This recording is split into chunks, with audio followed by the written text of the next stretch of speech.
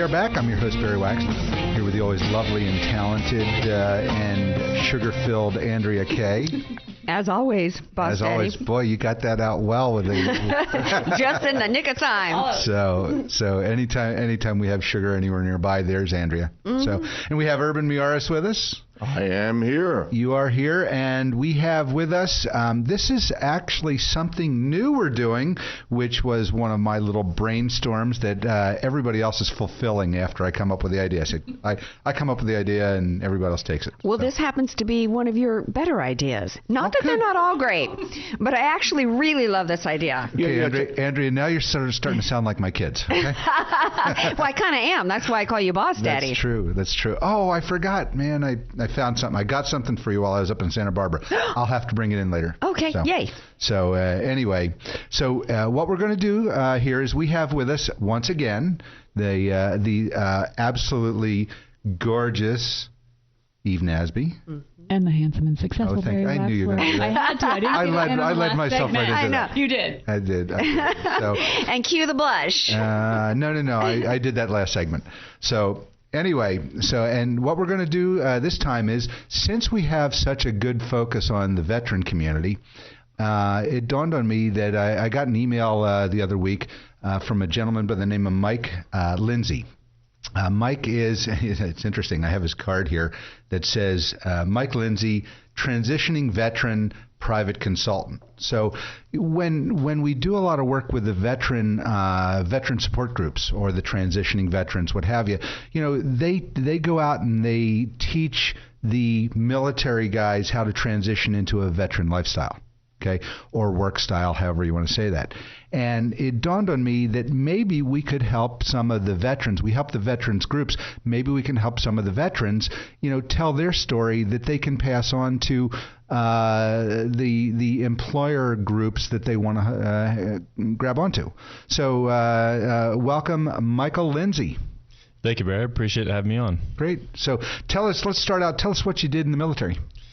Well, I recently retired just a few short months ago, a 20-year career. I was aviation background. My primary job was a helicopter crewman and a rescue swimmer, but that was about 5% of what I did. It was the fun. The actual business side of it was operations, training development, leadership management, risk management. Great. You sure there was no radio in there with that voice? Right? You do talk on the radio. Yeah. Oh, okay. So you've gotten a lot of leadership, and I remember my time in the military, which was limited and a long time ago, and I don't recall seeing, leadership, yes, but a lot of the skills that you talk about didn't seem to be evident when I was there. So tell us, before we get into where you want to go and how you want to do it, tell us a little bit more about how you generated some of those skills back in the military. Well, to start, back things up a little bit. 9/11 changed a lot of things. Not only how our country sees the military, but how we operate in the military, and also the global economy and everything else, the risk management side. I had someone tell me recently, well, I don't want to hire a veteran because I feel like they just take orders. There's no outside the box thinking. Well, what's crazy about that is with sequestration, financial limitations, you have to be able to think outside the box. You have to be able to think creatively and find creative solutions, because at the end of the day, you can't go to your boss, the president, and say, sorry, we can't get this done because, we don't have the money. So there is that leadership aspect. Mm-hmm. Great. So tell us now that you are, and when did you retire? April 1st was my first day as a civilian. Okay. And tell me what you're looking for in employment today. What I'd like to do, my background's operations, training, management, I previously mentioned. I'd like to do something along those lines, get into a management position where I can use some of that consulting background, business development.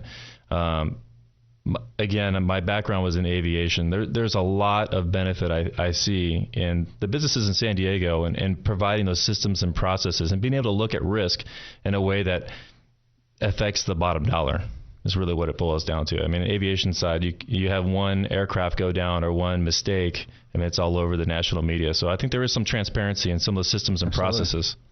So Eve, tell us a little bit about why somebody should consider a transitioning veteran for employment. Well, I think I'm going to let him tell that story because I think there's a lot that he brings to the table specifically in the management piece. You gravitate towards things that are broken and you like to fix them. So can you tell us the story about an opportunity that you had to go in and fix something that was broken and the results of that? That's right. I was very fortunate in my career. I had some great mentors, great leaders, people that took me aside and really showed me how to do business the correct way. I had the opportunity, and specifically the last 15 years, to really kind of choose the squadron I went to, the organization. And I specifically chose organizations that were broken, were not operating at the level they should have been. And in each case and scenario, when I left that organization, they were operating at the very best, the top. And not just in my opinion, but they're receiving awards. The story I like to tell the best is I had the opportunity to work with the Republic of Singapore. It was a foreign military sales case. They had purchased some ships and helicopters, and they wanted to fly those helicopters off of those ships. They'd never done it before. So they had the equipment. They just didn't have the operating procedures of the training. So I was part of a team. I ended up becoming the number 2. I had the opportunity to select my team and develop them. And we really took it from cradle all the way to the very end. And last year I had a chance to go to Singapore and visit those people that I work with. And I got to tell you, they are just crushing it right now. They're doing such a great job. And if you could go back in time and look at what we started with to what we ended with, I mean, we went to a building that it had no IT structure, no IT support, no furniture. The building was in complete disarray. And what we left it was a top-of-the-line schoolhouse. So. Wow.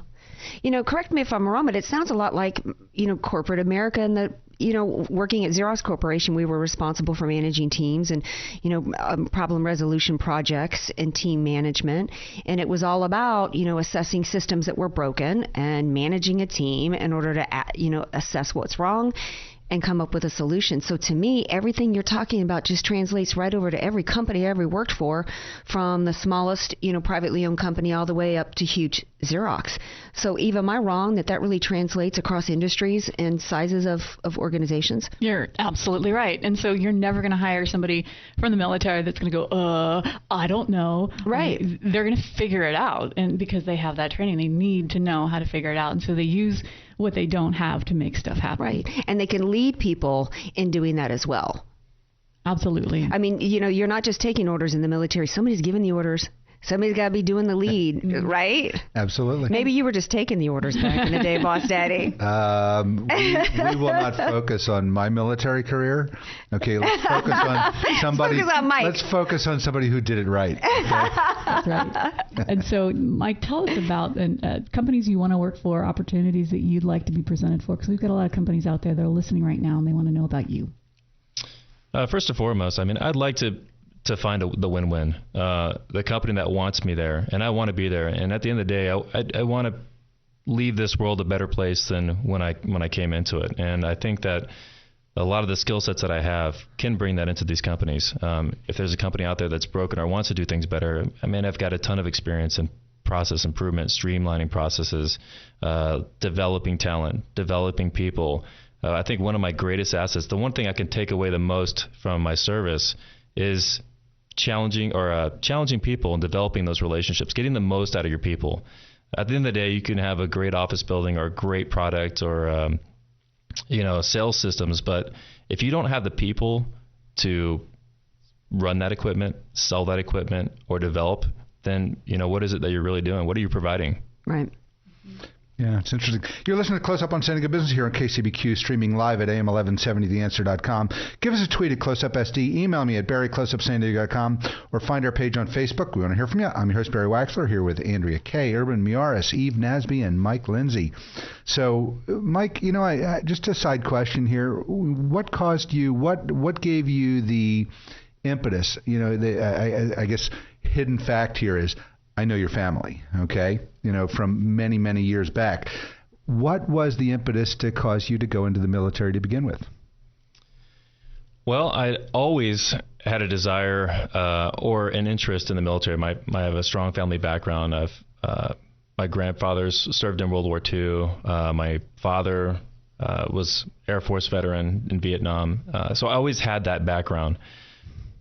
when the opportunity came up, to be honest with you, I didn't really know what I wanted to do when I left high school. I was never a bad student or anything like that. I just didn't have an idea. And the military offered a way for me to find myself, and not only to give me a chance to grow as a person and serve my country, but everything I have today, all my education, experience, the chance to see the world, I owe to the military. Great. I think I want to ask the bomb question, because you're going to get asked this in every single interview, right?